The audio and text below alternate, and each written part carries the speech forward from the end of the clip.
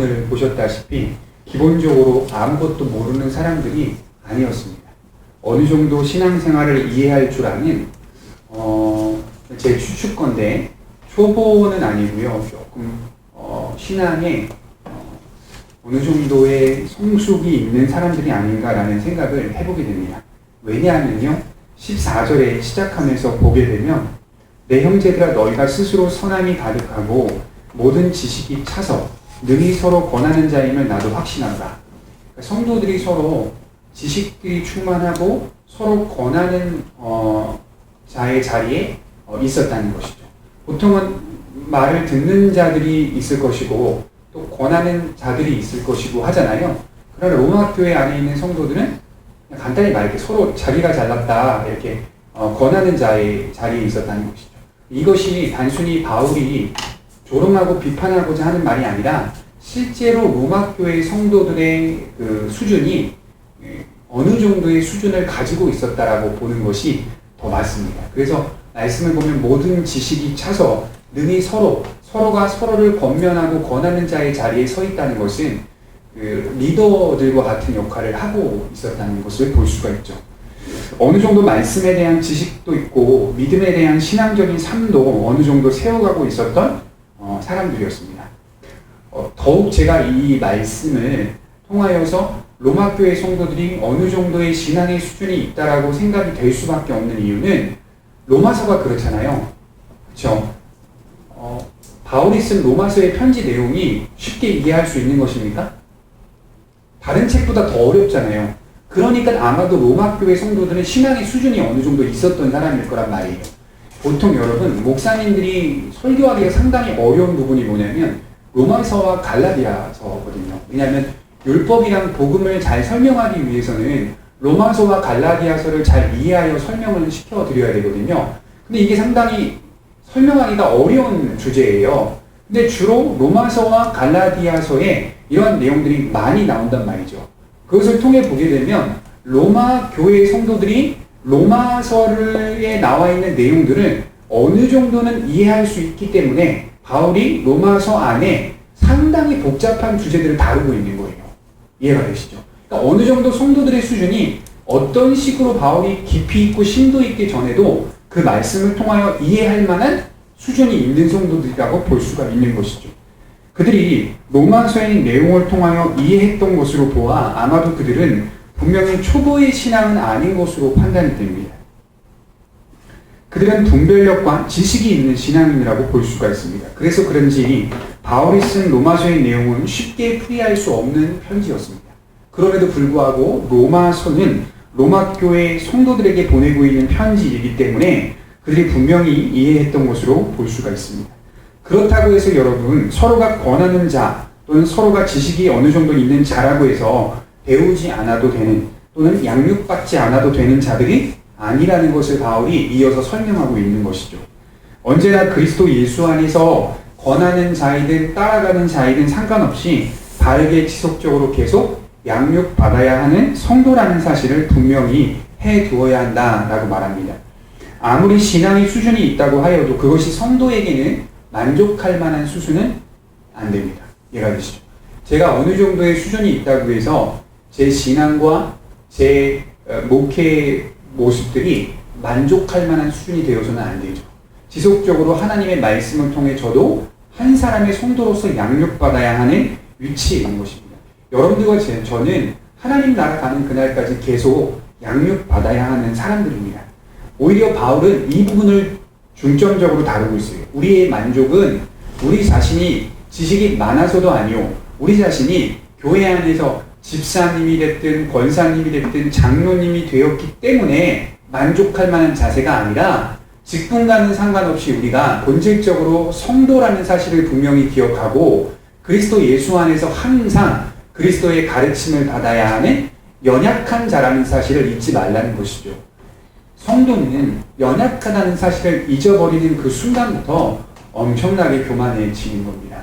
내가 가지고 있는 신앙의 체험, 내가 갖고 있는 신앙의 지식 또는 말씀에 대한 이해, 이런 것들이 그리스도의 영광을 위하여 사용하는 것이 아니라 자신의 의와 자신의 영광을 위하여 살아가는 모습으로 나타날 수 있다는 사실을 분명히 기억하셔야 합니다. 아무리 여러분들과 제가 신앙의 수준이 있다고 하여도 그것은 만족할 만한 수준이 아닙니다. 하나님 안에서는 계속 철저히 낮아지고 철저히 성숙해져 가야 하는 모습이 되어야 하는 것이죠. 자, 17절 말씀 우리 같이 읽겠습니다.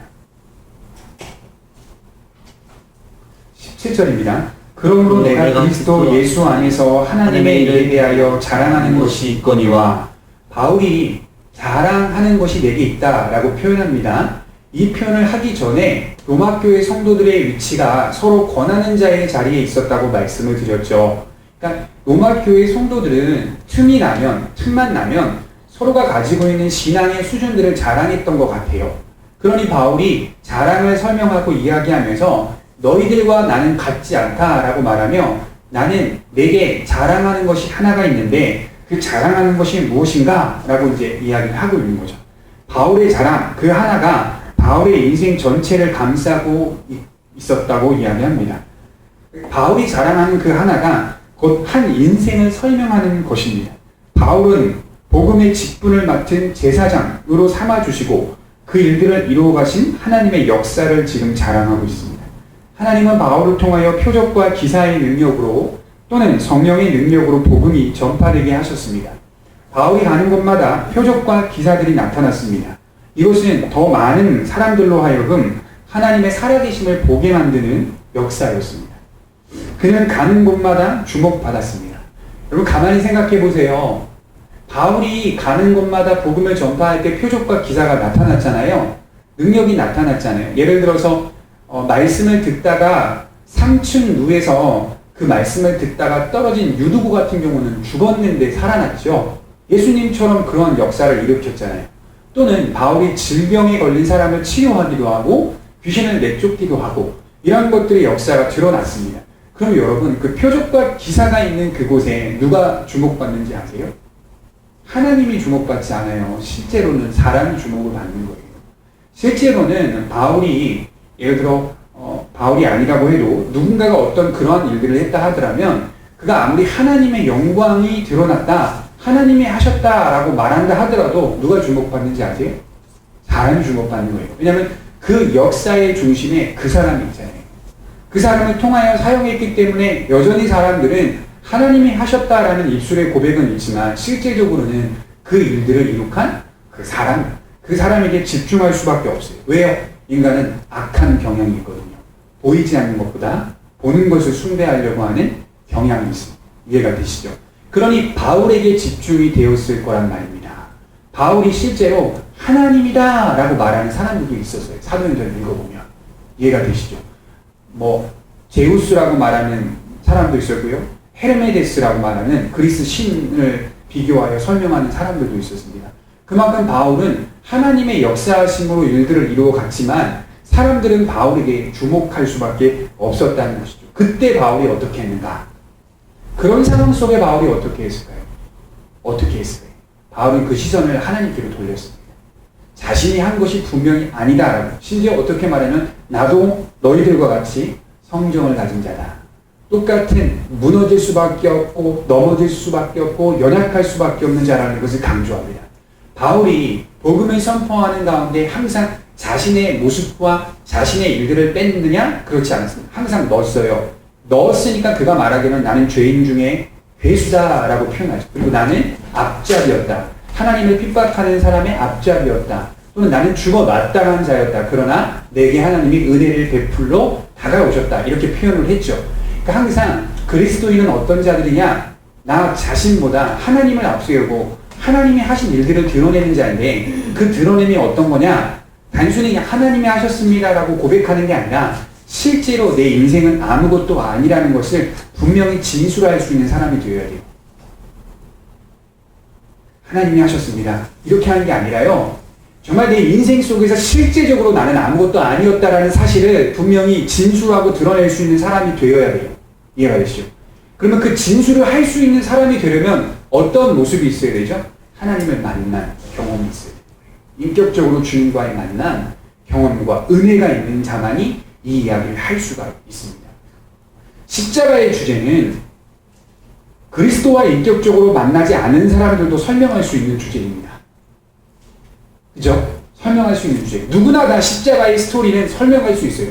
그러나 그 십자가의 스토리가 한 인격 안에 들어와서 그 인생을 감싸기 시작하면 왜 그 십자가의 능력이 크냐? 왜 그 십자가의 능력이 크다? 그 가치와 소중함을 내 인생 전체를 걸어서 설명할 수 있는 진술이 나와야 되는 거죠. 그래서 이것은 하나님이 하셨고 하나님이 이루셨고 하나님이 역사하셨던 일이라는 것을 분명하게 선포할 줄 알아야 됩니다. 여러분, 바울이 주목받을 때 바울 안에 어떤 마음이 없었을까요? 그럼에도 불구하고 바울 자신, 자기 자신을 높이고 드러내고 싶어하는 마음이 왜 없었겠습니까? 있지 않았겠어요? 한 번쯤, 두 번쯤 속아 넘어갈 때가 있지 않았겠어요? 그렇죠? 사람은 그래요. 연약하기 때문에 아니라고 말한다 하더라도요, 어느 순간 싹 넘어가가지고요, 자기를 높이고 있는 행동을 할 수도 있다는. 철저히 바울은 그러잖아요. 나는 날마다 죽노라. 자신을 쳐서 복종케 하노라. 항상 친다는 거예요. 왜? 그렇게 성령 충만한 자도 치지 않으면 인간의 악한 경향이 성숙되지 못한다는 사실을 본인이 알고 있었기 때문에. 그래서 어떤 분이 그래요. 바울과 같은 믿음이 돼야지. 바울과 같은 신앙이 돼야지. 바울과 같은, 그게 여러분들과 같은 거예요. 그게 여러분들과 저와 같은 거예요. 바울이 뭐 특별하고 대단한 게 아니라 그 바울을 사용하신 하나님이 대단한 거지, 그도 우리와 똑같은 위치에 놓였던 사람이었을 뿐이라는 거예요. 다만 그가 축복된 사람이라는 이유는 특별하게 그를 아포스톨로스, 사도로 삼으셨다는 거죠. 삼으셨다는 그 직분의 구별 속에서 하나님이 이루신 그 일의 축복을 받았다는 것은 인정하지만, 바울도 우리와 같은 똑같은 고민과 갈등을 하고 있었다는 것입니다. 여러분, 엘리야 선지자 보세요. 얼마나 대단합니까? 산 꼭대기에 올라가서 너희들은 바알에게 부르짖어라. 나는 하나님께 부르짖을 테니까 누가 응답하나 보자! 라고 해서 같이 싸움을 걸잖아요. 그때 바알을 숭배하는 자들, 바알에게 찬송하고 기도하고 막 높이고 영광 돌리고 경배했는데 바알이 아무 반응을 일으키지 않았잖아요. 갈멜산에서. 그때 엘리야가 보라! 하나님이 어떻게 하시는지를 보라! 하나님께 기도했더니 불이 내려와가지고 하나님이 응답하시는 장면이 나타나지 않습니까? 그런 엘리야 선지자도 그 일이 있고 난 후에 어떻게 했습니까? 로뎀나무, 그 작은 나무 아래에 쉬면서요, 죽여달라고 했어요. 이제 나 어떡합니까? 그러면서 이렇게 우울한 마음에 빠져서 절망하고 있었던 사람이 엘리야였어요. 똑같은 거예요. 똑같은 거. 같은 위치와 존재의 위치. 다만 그가 하나님으로부터 주어진 믿음을 굳건히 지키고 최선을 다해, 의지를 다해 주께서 허락한 사명을 끝까지 감당했던 그 사실에 있어서 우리가 본받고 닮아가야 하는 것이지, 그 사람이 대단해서는 아니라는 거죠. 여러분, 세례 요한을 한번 생각해 볼까요? 요한은 당대의 이스라엘 사람들이 볼 때에 추앙받는 사람이었습니다. 어쩌면 요한은 저 사람이 메시아가 아닌가라고 할 정도로 많은 사람들이 요한을 보면서, 세례 요한을 보면서 그 사람이 메시아라고까지 생각할 정도로 추앙을 했습니다. 그때 요한이 뭐라고 말씀을 했을까요? 마태복음 3장 11절에 보면 요한이 한 말이에요. 보세요. 나는 너희로 회개하게 하기 위하여 물로 세례를 베풀거니와 내 뒤에 오시는 이는 나보다 능력이 많으시니 나는 그의 신을 들기도 감당하지 못하겠노라. 그는 성령과 불로 너희에게 세례를 베푸실 것이요. 자기한테 오는 시선을 그리스도께로 옮깁니다. 자기한테 오는 시선을 계속 옮깁니다. 근데 여러분, 요한이 그 시선을 그리스도께로 옮기는 과정 속에서 요한의 마음을 뒤흔드는 사람들이 있었어요. 세례 요한의 제자들이었습니다. 자기 스승에게 있었던, 조명되었던 영광과 능력이 그리스도께로 뺏긴다라고 생각하니까 억울했던 거예요. 질투나고 시기심이 생기고 미움이 생겼던 거예요. 그러니 그 제자들이 요한에게 시험에 걸릴 만한 그런 옳지 않은 이야기들을 옆에서 이렇게 추근대면서 하는 모습들을 우리가 성경을 통해 볼 수가 있죠. 그럼에도 불구하고 세례 요한은 계속적으로 그 시선을 그리스도, 오직 그리스도만 메시아가 될 수 있다라는 것을 이렇게 옮겨주게 되는 것이죠. 바울이나 세례 요한이나 선지자, 수많은 선지자들이나 이런 사람들 모두가 그리스도에게 시선을 옮긴 사람들입니다. 그리스도만을 위해 사는 그의 존재는 단순히 사도니까, 선지자이니까 이 아니라 하나님의 은혜를 받은 죽을 수밖에 없는 죄인이 구원받은 성도이니까 당연히 해야 할 도리라는 거죠. 이해가 되시죠? 직분을 떠나 모든 사람들이 죄악된 구렁텅이 속에서 내버려두면 진멸할 수밖에 없는 운명을 타고났는데 그 운명 속에서 하나님의 은혜가 개입하여 구원받은 생명의 사람이 되었기 때문에 누구든지 다 그 시선을 자기에게 두어서는 안 된다라는 본질적인 그 가르침이 있어야 한다는 것이죠. 성도는 어디에 있든 무엇을 하든 그리스도 안에서 살고 그리스도 안에서 죽는 자입니다. 로마 교회 성도들아, 너희들이 서로 권하는 자이냐? 그렇게 신앙이 대단해? 그렇게 신앙이 지식이 수준이 높아? 그래도 그리스도 안에서 양육받아야 하는 자들이다 너희들은. 그렇게 표현을 하는 것이죠. 하나님의 사람은 자기가 가지고 있는 신앙의 성숙을 드러내고 자랑하는 자가 아니오, 오히려 내 신앙의 성숙을 이루신 누구를 드높이는 자죠? 하나님을 드높이는. 내가 어떻게 이만큼 올라왔는지, 내가 어떻게 지금까지 신앙생활하면서 성숙을 이루어가고 있는지를 성도들 앞에서 하나님이 하셨다라는 것을 드러낼 줄 아는 사람들이 되어야 한다는 것이죠. 하나님의 사람은 자기를 내세우지 않고 오직 하나님께만 영광 돌리는 자세를 지녀야 합니다. 자랑하려면 오직 주님 안에서만 자랑해야 하는 겁니다. 또 한 가지 생각해 보아야 할 주제가 나오는데요. 20절을 한번 보겠습니다.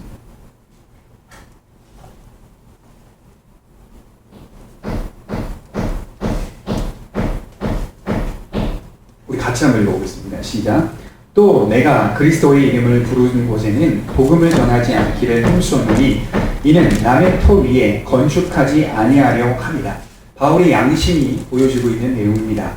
바울은 복음의 기초가 닦인 곳에는 복음을 전하지 않기로 작정했다라고 표현하고 있습니다. 여러분, 이 말 오해하면 어떤 분들이 이렇게 말합니다. 교회 옆에 교회 안 세우겠다. 들어보셨죠?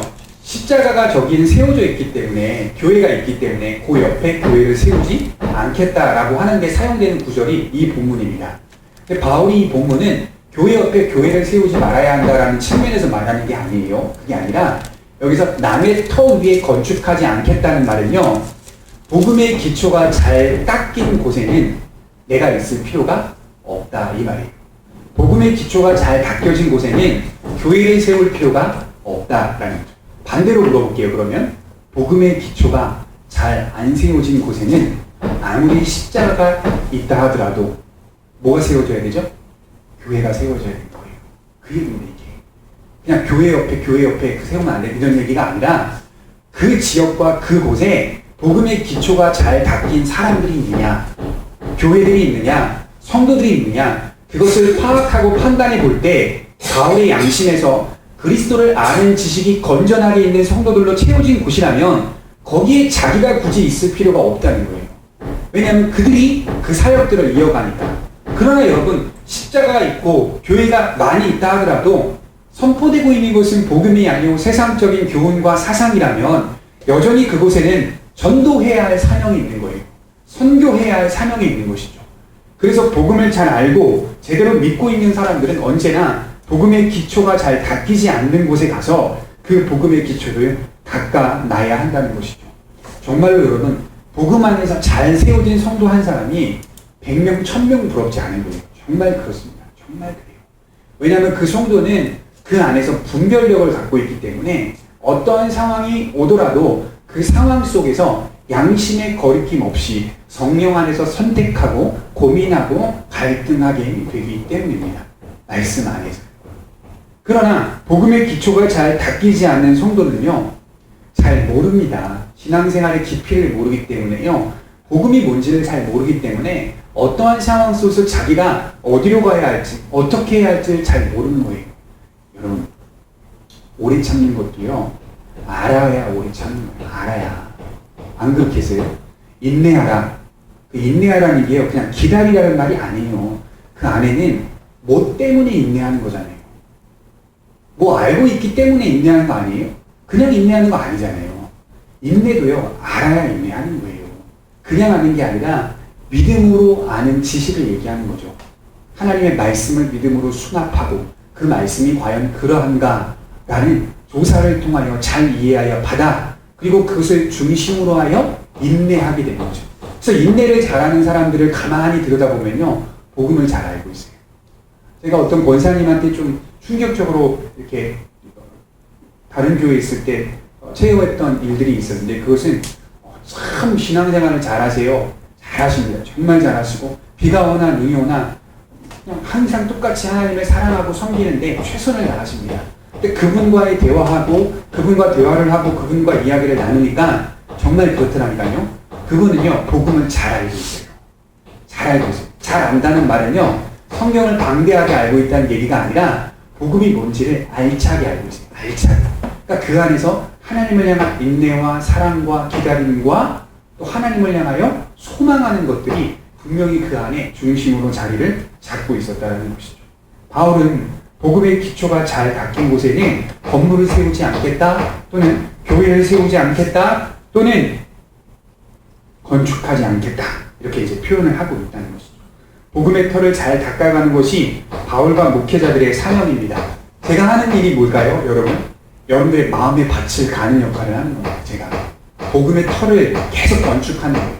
그러니까 겉에 보이는 뭘 막 건축하는 게 아니라 한 성도의 심령 안에 있는 건축을 하는 거예요. 심령 안에 있는 복음의 터를 막 건축하는 거예요. 든든하게. 예수님이 그러셨죠. 모래 위에 지은 집은 아무리 화려해도 비가 오고 창수가 나면 금방 부서진다. 그러나 반석 위에 지은 집은 그 건물이 초라하라 하더라도 부서지지 않는다. 반석 위에 지었기 때문에. 제가 기초가 되게 중요합니다. 그래서 기독교는 기초가 중요합니다. 예수님을 어떻게 믿고 있느냐, 예수님을 어떻게 붙잡고 있느냐에 따라 흔들리지 않고 하나님을 바라보며 끝까지 나아갈 수 있는 것입니다. 세속적인 것을 가르치고 추구하는 이 시대의 어떤 모습들이 아니라 분명한 복음을 가르치고 추구하는 모습으로 살아가는 것이 목사의 사명입니다. 그리고 그것이 생명이라고 믿는 사람입니다. 바울은 자신만이 복음을 전하는 자라고 특별하다고 말하지 않았어요. 나만이 복음 잘 전할 수 있는 사람이다 라고 생각하지 않았어요, 바울은. 왜 그랬을까요? 그걸 어떻게 알 수 있을까요? 오늘 본문의 말씀처럼 남의 터 위에 건축하지 않겠다고 하기 때문이죠. 왜? 다른 사역자가 분명히 복음을 잘 가르칠 수 있다라고 인정하고 있다는 거예요. 이해가 되시죠? 그러니 바울의 마음속에는 자신만이 특별하고 자신만이 복음을 잘 아는 자라고 생각하기보다는 자신은 자신이요, 다른 이는 다른이다. 다른 복음의 사역자는 그 자리에서 그 역할을 감당할 것이라고 믿었다는 거죠. 누가 하니까? 하나님께서 해 가시는 일이니까. 그래서 바울은 여러 지도자들을 많이 세우고 맡기는 것을 우리가 바울의 전도여행을 통해 보게 됩니다. 바울이 복음을 막 전하잖아요. 막 전하고 나서요. 그리고 나서 거기서 자기가 놀러 앉겠다 이렇게 하지 않고 항상 떠납니다. 떠나요. 물론 선교사기 때문에 주로 떠나는 걸 많이 보여줬지만, 그럼에도 불구하고 아까 제가 오전 예배 때 에베소 교회에 3년 넘게 복음을 가르치면서 이별할 때, 작별할 때 에베소에 대표되고 있는 장로들을 청해가지고 바울이 마지막 인사를 하고 이제 떠나게 됐는데요. 그 장로들이 그 교회를 가르치는 역할을 이제 하겠죠. 바울이 분명하게 말씀을 가르칩니다. 내가 주와 은혜의 말씀에게 너희들을 부탁하노니, 이렇게 표현하잖아요. 그죠? 그러니까 그 역할을 그 다른 사람들이 분명히 한다라는 것을 믿고 분명하게 내어 맡겨주는 역할을 했다라는 것입니다. 어떤 목회자 분들을 보게 되면요, 특별히 이제 큰 교회 목사님들을 보게 되면 어떤 교회는, 다 그런 건 아니지만 어떤 교회는 유독 목사님이 1부, 2부, 3부, 4부, 5부, 6부 막 쫙 돌아다니면서 예배를 드리고 계시더라고요. 그 예배를 드리는 게 너무 터무니없이 과하니까 그분들이 말하는 지성전, 우리는 성전이라고 말을 안 하지만 그 교회에서 말하는 지성전, 예를 들어 성남동에 하나가 있고 교회가 있고 청라에 교회가 하나 있고 뭐 어디 뭐 만수동에 교회가 하나 있고 이렇게 지부가 나눠져 있다면, 같은 교회라면 그 목사님 혼자서 세 교회를 도는 거예요. 세 교회를. 그 모습을 이제 보면서 제가 느끼는 건 옳지 않은 거예요. 옳지 않은 거예요. 본인만이 할 수 있다, 본인만이 능력을 베풀 수 있다라고 생각하는 거는 지나친 욕심이고 탐심입니다. 그거는요, 분봉왕 헤롯이 가졌던 마음이에요. 그건 아니라고, 옳지 않아요. 오히려 다른 건전하고 건강한 사역자가 있다면 그 사역자에 맡겨주고 복음을 전할 수 있는 기회를 허락하여 그 그가 그 사역대로 이어갈 수 있도록 해주는 것이 하나님이 원하시는 일의 모습이라는 거죠. 그게 바로 겸손입니다. 철저히 자신을 낮추면서도 철저히 복음을 전파하고 사람을 세우는 일에 최선을 다하고, 사람을 세웠다면 그 세운 사람에게 분명하게 복음을 전하는 기회를 허락하고 맡기는 사람, 그리고 그리스도 안에서 상황을 바르게 분별하는 사람, 이것이 바울의 사역입니다. 우리도 이와 같은 모습이 있어야 하지 않을까요? 이런 모습이 바로 주께서 성도들에게 허락한 성숙한 신앙인의 모습이 아닐까라는 생각들을 해보게 됩니다. 마지막 절 한번 보겠습니다. 21절입니다. 기록된 바 주의 소식을 받지 못한 자들이 볼 것이요 듣지 못한 자들이 깨달으리라 함과 같으니라. 무엇을 이야기합니까? 하나님께서 보게 할 것이고 하나님께서 깨닫게 할 것이다. 나는 어떻게만 하겠다? 복음을 바르게 전파하겠다. 이것이 바울의 첫 번째 사역입니다. 그러니까 여러분들이 명심하셔야 될 것은 누군가를 변화를 시키기 위해 목적을 가지고 다가가지 마시고, 변화를 시키기 위한 목적을 가지고 다가가지 마시고, 먼저 나 자신이 변화되어야 하겠다라는 목적을 가지세요. 그러면 다른 사람은 변합니다. 내 자신이 변하고 변화를 중심으로, 아까 제가 그랬죠, 무게중심을 가지고 그리고 살다 보면 내 주변의 사람들은 자연스럽게 변하게 되어져 있습니다. 변하지 않다 하더라도 계속적으로 우리가 실망하고 낙심하지 않는 것은 내 자신에 대한 변화의 목적을 끝까지 놓지 않고 있기 때문입니다. 저 사람 변하지 않아도 나는 여전히 오늘 변하고 있다. 나는 오늘 여전히 성숙하고 있다. 그것을 통하여 다른 이에게 영향이 분명히 갈 수밖에 없습니다. 성령 충만하면요, 가만히 못 있는다니까요. 가만히 못 있는다니까요. 여러분, 사도행전 보세요. 오순절 마가의 다락방에서 성령이 오기까지 기도하는 그 예수님의 제자들 가운데 성령이 오셨잖아요. 오시니까 막 방언이 터지고 막 이런 일들이 일어나잖아요. 이 방언이 막 터지니까 주변에 있는 그 다른 지역의 사람들이 그걸 보면서 술에 취했다. 그렇게 말하잖아요. 새술에 취했다. 이렇게 표현하잖아요. 정말 어떤 한 성도의 신앙의 인격과 신앙의 모습들이 성령 충만해 가면요, 그 성도는요, 누가 말하지 않아도 하나님의 복음을 선포하게 되어 있고, 말하지 않아도 다른 이를 불쌍히 여기고자 하는 마음이 있을 겁니다. 이해가 되시죠? 그러니까 믿음으로 충만하지 않을 때 나타나는 특징이 뭐죠? 가만히 내버려두면 부정적인 생각이 꼬리를 부는 거죠. 모든 사람들이 똑같은 거예요, 이게. 그러나 믿음 안에 거하고 있을 때, 성령 안에 거하려고 노력하고 은혜를 구하고 있을 때에는 이러한 생각들이 이렇게 축소됩니다. 그리고 오히려 성령의 생각들이 충만해집니다.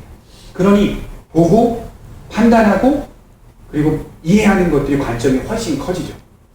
그러나 성령 충만하지 않고 시험에 들 때는 굉장히 작아지잖아요. 어떤 사건 하나만 봐도 그 사건에 굳이 고민하지 않아도 될 것까지 싸잡아가지고 끝내는 것도 아닌 결론을 또 내버려요. 그죠? 난 이제 끝났다.